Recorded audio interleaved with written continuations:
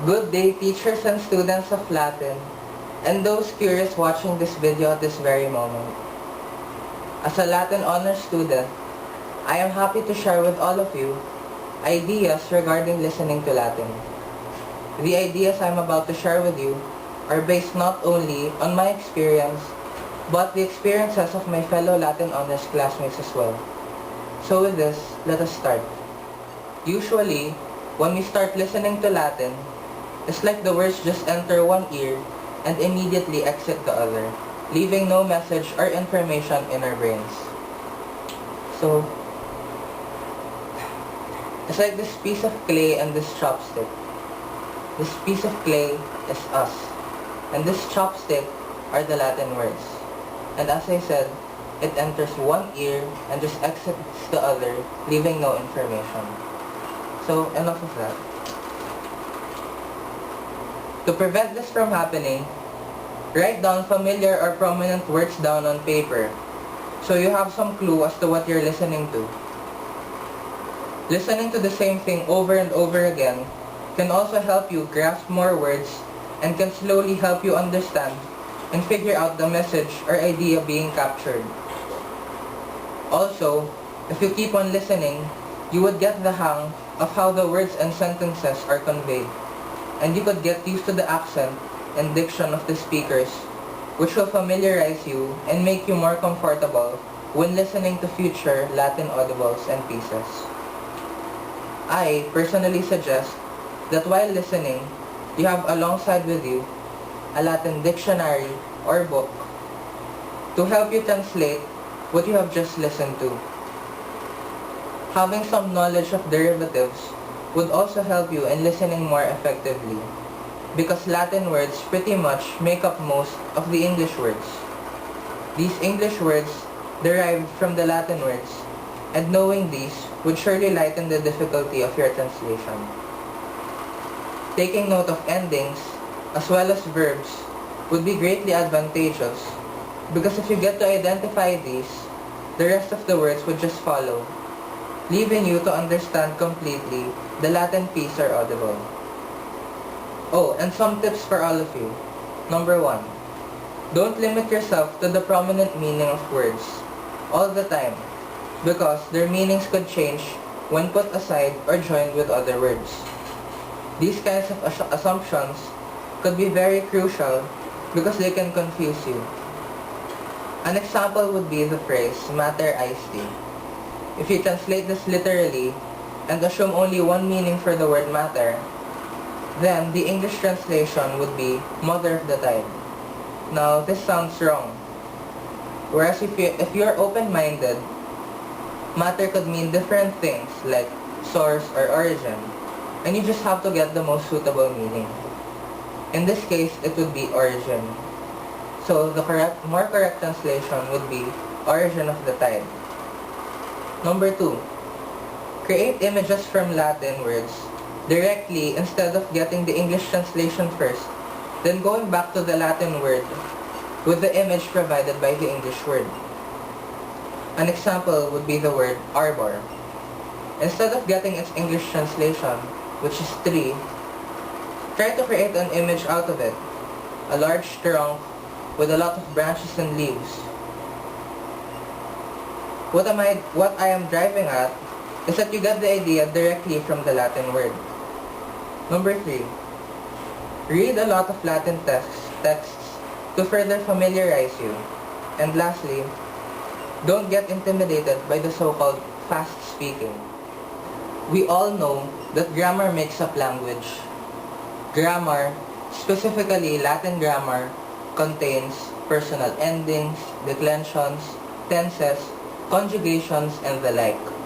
And if we know these, we could easily get to identify the words and figure out their place in the sentence. This would also help us look for the verb first, so we could figure out and get to translate the words around it easily. An example would be the sentence, Deus creavit caelum et terram. If we have knowledge of Latin grammar, then we would easily get to translate the verb. In this case, it is creavit because of its personal ending, it. And we know that this ending is in the perfect tense, so the English translation would be in the past tense. After we have discovered the verb, then the rest of the words would follow: Cellum, Terram, and Deus. Again, with Latin grammar, we would know that the endings and am in the words Cellum and Terram are in the accusative form. Lastly, we would get to translate Deus as a nominative singular. After we have figured out the uses of these words, now we can get to translate it to English when we listen to it. Let's translate it slowly. Deus is a nominative singular, so we could translate it as God. Next is the verb creavit. Take note that it is in the perfect tense. Perfect tense is also known as the past tense, and past tense English end with ed. The root words of creavit are creo and creare. We know that this means to create. And if it is in the past tense, it would be created. Last are Cellum and Terram. We know that their translation is heaven and earth. And since they are in the accusative form, they are the direct object of the sentence.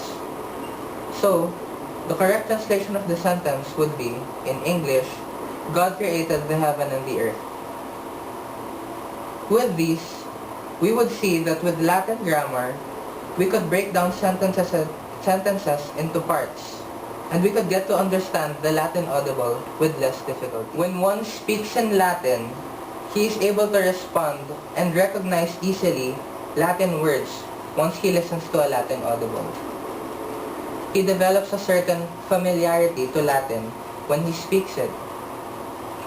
Through speaking Latin, you're able to connect yourself and your speaking once you listen.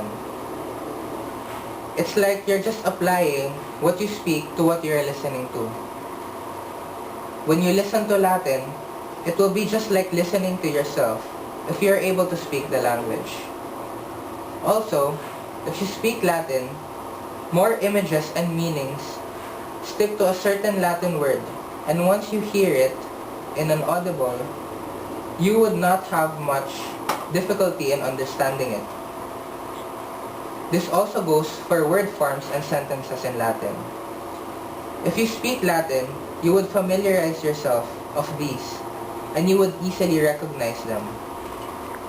Speaking Latin also develops your awareness to the Latin grammar and words. If you speak Latin, you would get to listen to every word in an audible because you have already familiarized yourself through speaking. An example of these ideas would be if I prayed the rosary in Latin. I would be speaking every single word in it, and I would be saying this every time I pray. If I get to listen to Latin in an audible, I would be able to grasp a lot of words simply because I spoke it and I am already familiar with it. The same goes if you read a Latin text aloud and repeatedly. Once you get to listen to an audible having almost the same content as the text, you would be able to grasp a lot of words and pretty much get the idea of the audible. Because of this is because you have familiarized yourself to Latin through reading and most especially speaking. Speaking in Latin helps us get the basic flow of the Latin words, phrases, and sentences we will be listening to. With this, we could guarantee to grasp a lot of words and in turn get to understand them. You see, speaking Latin is like a balloon. If you blow into the balloon would grow bigger.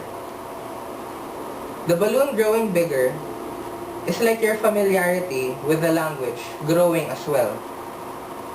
If you squeeze the balloon, all the air would go out.